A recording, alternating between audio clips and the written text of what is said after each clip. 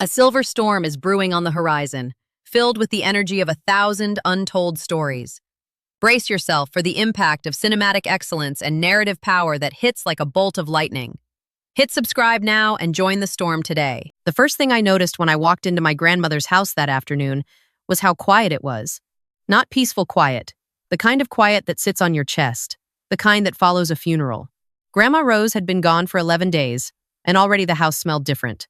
Someone had opened all the windows, moved her reading chair to face the wall, and replaced the sunflowers on the kitchen table with a tasteful arrangement of white lilies that nobody asked for. My Aunt Claire's touch. She had a way of erasing people before they were finished being mourned. I stood in the hallway holding a casserole dish I didn't need to bring, listening to my aunt's voice carry from the dining room where she and my Uncle Dean were already seated at Grandma's table like they owned it, which, according to them, they were about to. Nora, my aunt looked up when I walked in. She said my name the way you'd acknowledge a piece of furniture you weren't sure you wanted to keep. Sit down. The attorney will be here at 2. My Uncle Dean didn't look up from his phone at all. I set the casserole on the counter and sat. I want to tell you something about my grandmother before I tell you the rest of this story, because she deserves that much. Rose Callahan grew up in a house with 6 siblings and 1 bathroom, and more love than most people see in a lifetime. She married my grandfather when she was 22, lost him at 47, and spent the next 3 decades building something quietly remarkable on her own. She learned to invest. She read financial journals the way other women her age read novels. She had a gift for patience that I think most people mistook for passivity, and she used it to turn a modest inheritance into something real. She was also the only person in my family who ever treated me like I was worth something. My mother was Rose's youngest daughter. She died when I was 4. A car accident on a Tuesday in February that I don't remember but have been told about so many times I sometimes think I do. After that, my grandmother took me in and raised me alongside her other grandchildren, my Aunt Claire's kids, Tyler and Melissa, who were older and louder and always first in line for everything. I was grateful. I want to be clear about that. I was grateful, and I loved my grandmother, and I understood, even as a child, that I was lucky to have her. What I didn't understand was how much she had been planning for me. The attorney arrived at 2:04. His name was Mr. Hale, and he had the kind of steady, unhurried manner that made me feel like whatever he was about to say had already happened and couldn't be changed. He set a folder on the table, accepted a glass of water from my aunt, and opened the folder without ceremony. He read the will, in the order it was written. Grandma left her jewelry to be divided among her granddaughters. Her car went to my Uncle Dean. Her savings account, modest, about $14,000, was split between Tyler and Melissa for educational purposes, even though Tyler was 31 and had not been in school since 2014. Then Mr. Hale turned a page and looked up for a moment before continuing. The house, he said, and all its contents, was left to me. The room didn't make a sound for about 4 seconds. Then my Aunt Claire laughed. It wasn't a happy laugh. It was the specific laugh of someone who has just heard something they intend to dispute. Short, sharp, with a little exhale at the end, that meant she was already formulating. "That's the draft," she said. She looked at Mr. Hale with the calm certainty of someone who has rehearsed this moment. "The document you have there," Rose revised it. "There's a later version. The house was always going to be split between the grandchildren equally. Mom and I discussed it." Mr. Hale looked at her with no change of expression. "I'm reading from the executed document, Mrs. Linfield.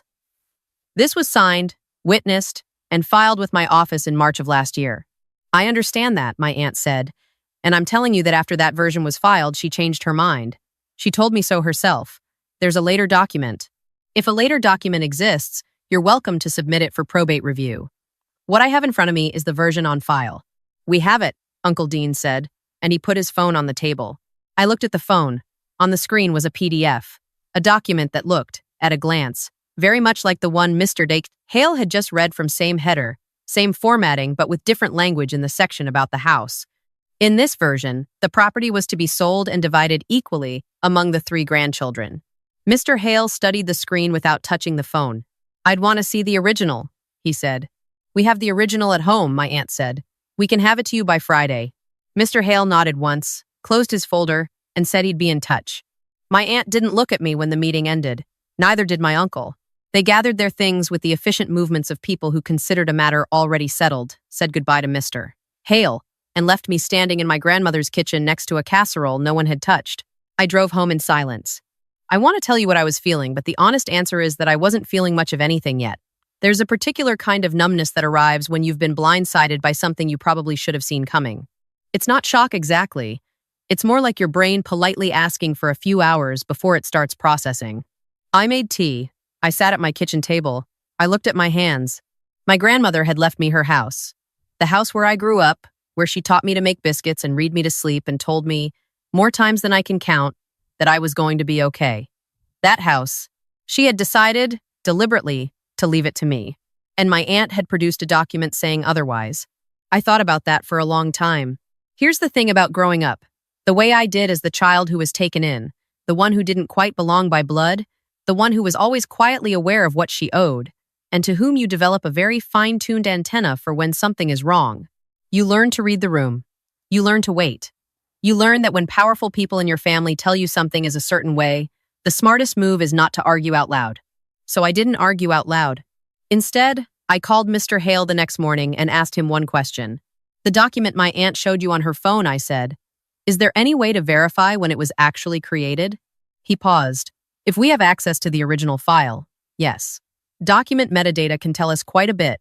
Creation date, modification history, the software it was made in, sometimes even the device. What if it was made on a computer? Most word processing files carry that information automatically, he said. People often don't realize it's there. I thanked him and hung up. Then I sat very still for a moment, because something had just shifted. 3 days later, my aunt submitted the document. She brought it in person, in a manila envelope, with a cover letter typed on her personal stationery. She was pleasant and professional, and acted as though she was performing a courtesy. Mr. Hale accepted it, thanked her, and told her he'd be in touch. What my aunt didn't know, what I'm not sure it occurred to her to consider, was that Mr. Hale had already asked a colleague who specialized in estate disputes to take a look at the digital file. The PDF she submitted was a scanned version of a printed document, which is smart because printing removes a lot of metadata. But she'd made one mistake. She'd emailed the original Word file to her own printer 3 weeks earlier from her home computer. And that email, with the original file attached, had been automatically backed up to my grandmother's shared cloud account, the one my aunt had helped set up 2 years ago and then apparently forgotten about. My grandmother had been meticulous about backups. She didn't fully understand the cloud, but she trusted it the way she trusted her filing cabinet, as a place where important things didn't disappear.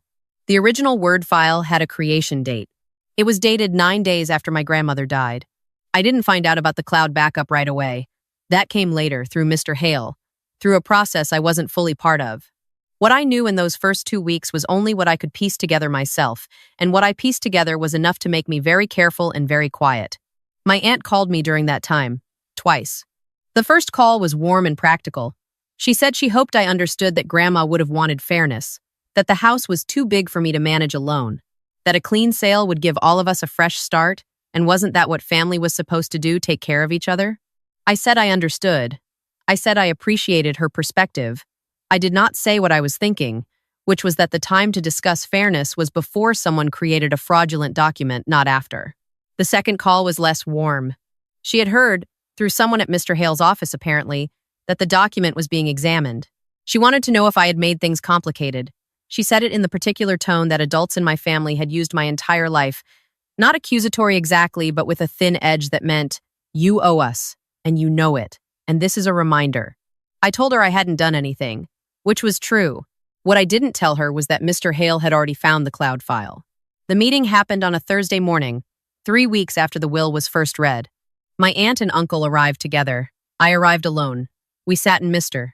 Hale's conference room, which had a window that looked out onto a parking garage, and I looked at that parking garage for most of the first 10 minutes while Mr. Hale explained, in very measured language, what his review had found. He didn't use the word fraud. Attorneys are careful that way. He said the document submitted by my aunt and uncle appeared to have been created after the date of my grandmother's death, as indicated by the file metadata recovered from a cloud storage account linked to the deceased's email address. He said the original executed will remain the controlling document. He said he was obligated to report the discrepancy to the probate court. My aunt said, "That's not possible." She said it quietly, almost to herself, the way you say something when the ground has dropped out from under you and you're still catching up. My uncle said nothing. He had gone a color I don't have a precise name for. Mr. Hale slid a printed copy of the metadata report across the table. File name, creation date, author field. The author field said, Claire's MacBook Air. I kept looking at the parking garage. I didn't feel triumphant. I want to be honest about that, because I think people expect you to feel triumphant in moments like this, and I didn't. What I felt was something quieter and sadder, a kind of grief that had nothing to do with the house and everything to do with the fact that these were people I had eaten Christmas dinner with, people who had watched me graduate, people my grandmother had loved. And they had sat across from me 3 weeks ago and lied to my face without flinching. My aunt tried to speak twice more during that meeting. Mr. Hale was patient with her in the way that people are patient when they've already said everything that needs to be said. We left the conference room in single file. In the hallway, my aunt turned to me. I don't know what she intended to say. What she said was, "We did everything for you. Everything. After your mother, we were there." I looked at her for a moment. "I know," I said, and I was grateful for all of it. But Grandma made her decision, and she made it in writing, and she made it legally. I didn't change that. You did. She looked at me like I had said something in a language she didn't recognize. I walked to my car. I sat in the driver's seat. I did not cry, which surprised me, because I had been expecting to. I thought about my grandmother at her kitchen table, reading her financial journals, making her careful plans, trusting that the things she put in writing would hold. They held. The probate court reviewed the case over the following 6 weeks. My aunt and uncle retained their own attorney. There were letters and filings and a period of about 10 days where I had to remind myself daily not to check my email more than once in the morning. I won't walk you through every step because most of it was paperwork, and paperwork is not a story. What I will tell you is the outcome, because you deserve to know, and because my grandmother deserved for it to matter. The original will was upheld. The house was mine. The matter of the forged document was referred to the district attorney's office. I don't know exactly what will come of that. The attorney I hired, yes, I hired my own attorney, with money I'd been saving for a down payment on something smaller than a house, told me the referral was serious and that my aunt and uncle should be concerned. What happens from here is not in my hands, and I've made my peace with that. Tyler and Melissa, my aunt's children, reached out separately. Tyler sent a text that said he hadn't known and was sorry. Melissa called, and we talked for a long time, and it was a hard conversation, and I think it was honest. I don't know what our relationship looks like from here. I'm not in a hurry to decide. I moved into the house 6 weeks after the probate decision. The first night, I slept in the room that used to be my grandmother's. Not because I was trying to be sentimental, but because it had the best mattress and I was exhausted in a way that had accumulated over months. In the morning, I made coffee in her kitchen, in her percolator, and I sat at her table. I thought about what she had done for me. Not just leaving me the house, though, that was enormous, and I don't take it lightly, but the whole of it. The way she had raised me without making me feel like a burden, even when I probably was one. The way she had believed, quietly and without fanfare, that I was worth planning for. I also thought about the document on my aunt's computer, the careful formatting, the matching font, the effort it had taken to make something false look like something true. And I thought, she taught both of us in a way. She taught me to be careful, and to wait, and to trust what is real.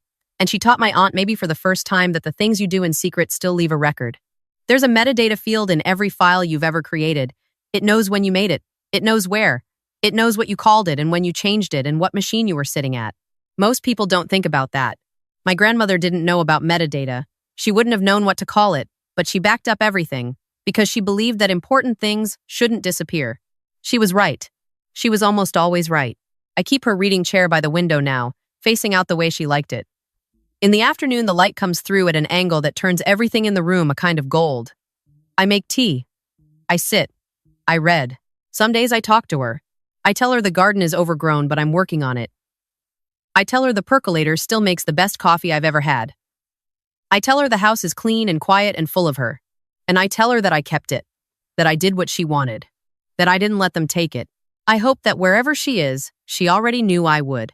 If you've ever been the person in your family who was loved differently, not less maybe, but differently, always aware of the calculation beneath the kindness, then you know what it means to have someone choose you, deliberately. In writing, with witnesses, my grandmother chose me. And no one, not a forged document or a confident lie or a lifetime of being reminded what I owed, was going to change that. Not on her watch, and not on mine.